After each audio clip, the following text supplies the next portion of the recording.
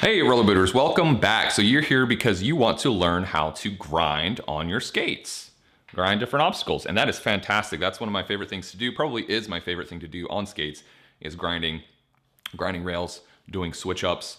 And so before we head out to the park to really talk about how to get started in grinding, I wanted to cover some housekeeping items that really will set you up for success and really minimize that time to safely and effectively get to the point where you're doing grinds on your skates. So these are all suggestions. I know at the end of the day, you're gonna do what you're gonna do, but this is my best advice. So really, step one, get yourself some good protective equipment and wear it, right? Anytime, at a minimum, anytime you're learning something new, like the reason you're here is to learn grinding, you should be wearing protective equipment. Why? It's because if you get injured, I don't know how many people I've talked to that, oh yeah, I used to rollerblade, but I fell and got hurt and never did it again. And that's what I don't want to happen to you. I want you to have a long, fun, enjoyable time with rollerblading. And so part of that is being safe. So at a minimum, having a helmet, wrist guards, elbow pads, and knee pads. Anytime, again, you're learning something new, challenging yourself, or better yet, really anytime you're skating, right? Because I don't want you to get hurt. And that's something I'm still working on myself, so we'll work on it together. Probably one of the biggest mistakes I see with newer skaters attempting to grind is I guess let me give you an analogy, is that you wouldn't start trying to drift a car without knowing where the gas pedal is, where the brake pedal is, and how to turn, right? And so it's the same thing with rollerblading. And so you really need to make sure that you have the fundamentals of rollerblading down before you start attempting more advanced maneuvers like grinding. And so that would include, accelerating, stopping, turning, and in this case, I would include jumping, is because with grinding, you are absolutely, in most cases, jumping onto an obstacle to then slide across it. So you really need to make sure that you have these skills down. And if you're unsure, if you have the luxury of asking a local, more experienced skater, if you might be ready to start attempting to grind, then do that. But I know if you're watching this video, you may not have that luxury. So just make sure to a reasonable extent that you have the fundamentals of skating down first, because it's so easy to see everyone at the skate park having a good time, doing really cool tricks, and you wanting to just fast forward to that point. But again, if you put the cart before the horse and get hurt and get discouraged and leave the sport, that's not what I want. I want you to have fun in the sport and progress as quickly and as safely as possible so that you can be out there and just shredding it with everyone else. Okay, and lastly, before we go to the park, is that you're gonna wanna make sure that you have the correct hardware, right? A good pair of aggressive skates. So these are the Razor's Cults, kind of a classic, design here, been around for a very long time. But at a minimum, skates that have some kind of sole plate, right, to slide on obstacles, whether it's a rail or ledge or otherwise. And then rails that have frames with some kind of H-block that you can then slide on obstacles here. Right? And so it's not going to work very well if you don't have the right equipment, just like any other sport. So make sure you have yourself a good pair of skates. And if you don't have skates, if you're looking to buy aggressive skates, I would very strongly recommend the guys over at Carrier's Skate Shop, carrierskateshop.com. Fantastic shop based here in Texas. Head over to their website and check out what they have to offer if you are interested in getting skates. I can't recommend them enough. So with that being said, if you do like the content, make sure to like the video and subscribe to the channel, and I'll see you at the park. All right, Ronnie. What up? We're learning how to grind today. What's your single best piece of advice for learning how to grind for beginners? Shit. Just look at the end, like not where you're at. Like I look at where I'm at as I'm jumping on, but then look where you want to go and just ride it out. Yeah, no, that's a great piece of advice. What about you, Kirby? What's the single best piece of advice for learning how to grind for beginners? So first, you want to stay on the concrete, not fall in the grass. Yep. But for beginners, it depends if you're going for H-block or sole. I think the most important thing is learning that H-block first and just learning how to get low with everything. Just keeping your weight nice and centered. Yeah, so you don't want to be stiff-legged and keep your weight high. You want to try to stay low. Got it. Just like any sport, right? Like having a nice aggressive ready stance. position. Right, ready position. All right, thanks, dudes.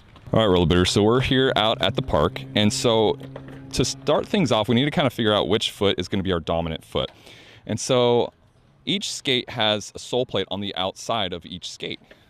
And so we need to figure out which one's going to be more comfortable for us. When we start getting better, we can start using both feet, but for the purposes of today, we're going to figure out which one is more comfortable.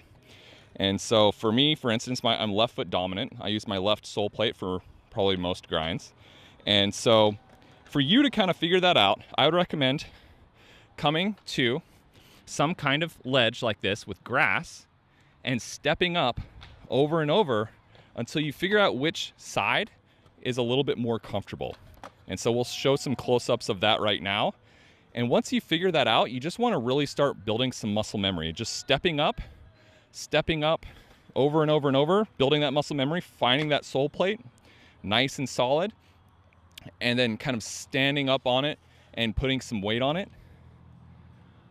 And just doing that over and over until you don't miss the sole plate, until it starts to feel almost silly that you're doing it so much. So we'll just go ahead and do that. All right, so once you've figured out which foot is more dominant and you've done, at least 20 or 30 reps on that foot and gotten really comfortable, haven't missed your sole plate on the ledge, now it's time to start just rolling by the obstacle. And so for this next one, we're just gonna roll by the obstacle nice and slow and just put our sole plate on the ledge without taking our other foot off the ground. So let's go ahead and demonstrate.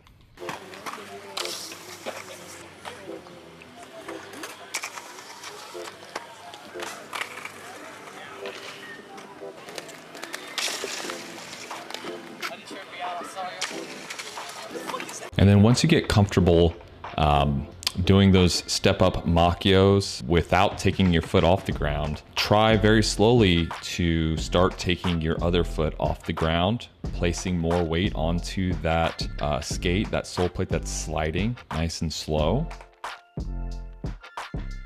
And so from there, we're going to progress into what's called the sole stall, right? So we just accomplished the machio stall and the machio grind, right? The step-up version. And so what we're going to do now is go back to our little ledge in the grass, if we have one, and we're gonna step up with that, whatever foot is dominant, whether it's left or right foot. You step up and then place your front foot, your other free foot, angled 90 degrees to the obstacle, right in front of that other foot. And so you wanna be thinking that you're putting probably 60 to 70% of your weight on your sole foot, the machio foot that we just stalled with, and then probably 20, 30, maybe 40% of your weight on the front foot. Right, this one's really just used for balance, used for fine tuning, right? So the majority of your base and your weight is gonna be on your machio foot. The rest is gonna be on the fine tuning of that front foot, in this case with the sole stall. Okay, so once we've done enough step up sole stalls to the point we feel very comfortable, we're nailing pretty much all of them, keeping our shoulders square and eyes out in front of us and not looking straight down, we're gonna actually start putting this into a slide. And so we're gonna start with the step up sole slide, right? So just like we did with the step up machio, we're gonna do the same thing, step up with that left or right foot. Once you have that established that you're locked on, you're gonna shift the weight onto that foot that's sliding, lift up that free foot and put it right in front of the other one. Make sure again to look where you want to go, not where you're going, keeping those hips and shoulders square with the obstacle. Remember, try not to turn into the obstacle. It's what a lot of beginners do and it creates really bad habits. So really try to keep those shoulders and hips square, pointed straight forwards, right? Not turning into the obstacle. So there's no rush with this. Make sure to take as many times as you need to get nice and comfortable, to where you're very consistent. And then once you've achieved that, you really want to kind of wean yourself off of stepping up to grinds. Reason being, it's really going to hold you back in the long run. There's a lot of grinds that you're not able to step up to. And once you start doing really much more advanced or wanting to do much more advanced grinds, that stepping up is going to hold you back. So as soon as you're comfortable with this and once you have it down, you really want to focus on jumping with both feet up to the obstacle. And so let's go back to our little curb, right? So we're going to go back to our curb, our little training ground, and we're going to practice setting ourselves up to jump with both feet simultaneously and land on the ledge on a machio stall. And then with all of our weight on the machio foot, and then the ledge, again, keeping your shoulders and hips square, looking where you want to go. Focus on that. Looking where you want to go, knees nice and bent, hips nice and bent. And again, start slow and speed it up over time as you gain confidence.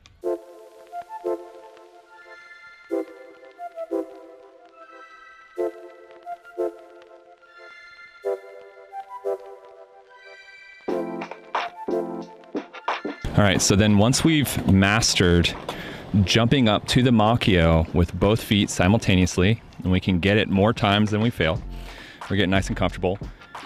We're going back to our little practice curb, and we're gonna do the same thing, but now with a sole stall, right? A sole stall. So same thing, leave the feet, focus on leaving the ground with both feet at the same time. Shoulder square, hips square, lock it on, and practice this again as many times as it takes to get nice and comfortable to where you're locking it on each and every time until you get to that point where it almost feels silly that you're still doing it. Okay, because you really want to practice here before you go and do the real thing. So once you get nice and comfortable, it's time to do it live. Again, start nice and slow. Leave the ground with both feet simultaneously. Shoulder square, hips square, look where you want to go. And bend those knees when you go to land. Again, practice that over and over until you get a nice hang of it. And something I didn't mention is that if the obstacle is not sliding very well, and it may not, don't be afraid to put a little bit of wax on it.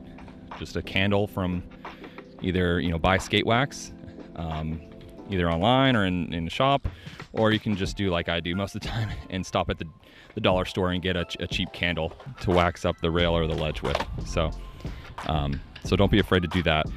If you do that, if you do decide to do that, kind of using common etiquette to kind of ask those around you that are already skating the obstacle if they don't mind if you put a little bit of wax on the rail or the ledge.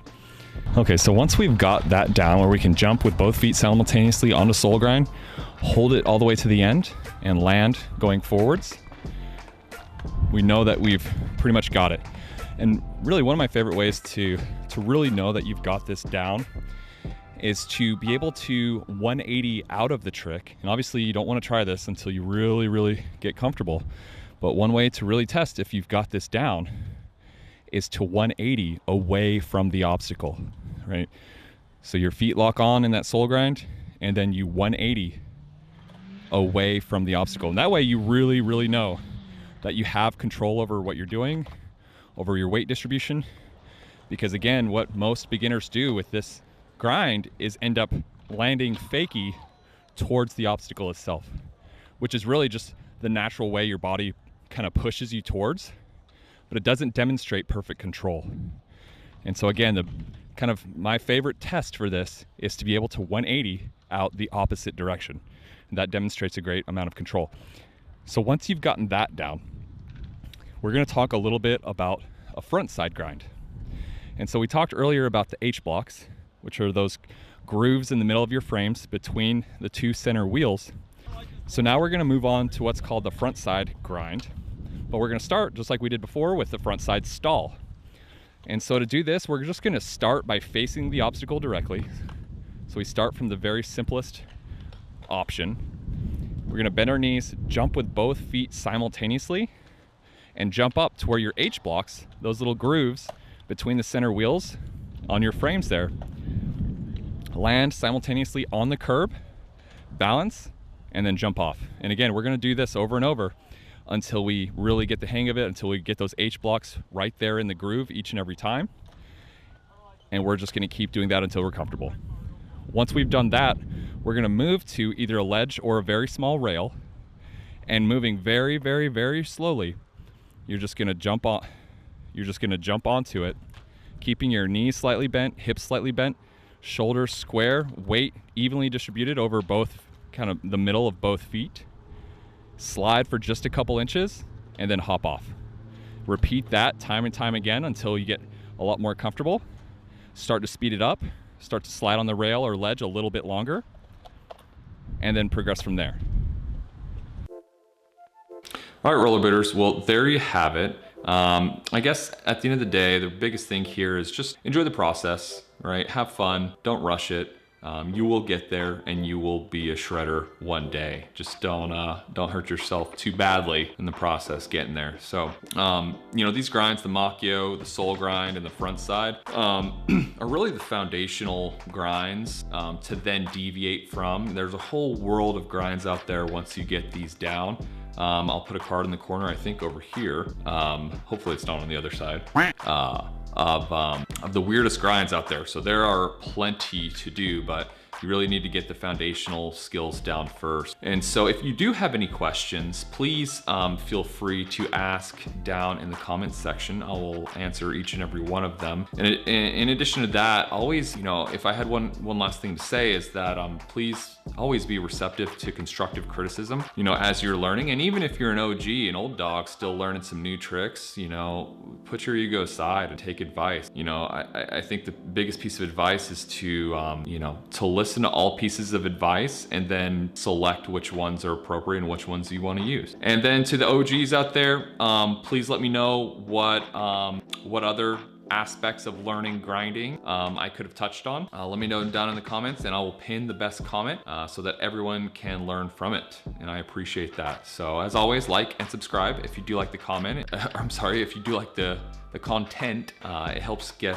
this channel out to more people and get rollerblading out to more people. And so I appreciate that. But with that, I appreciate you being here and we'll see you in the next video. Bye. Which one of these videos looks more interesting to you? This one or this one? Click one to support the channel and to support rollerblading, and I'll see you there.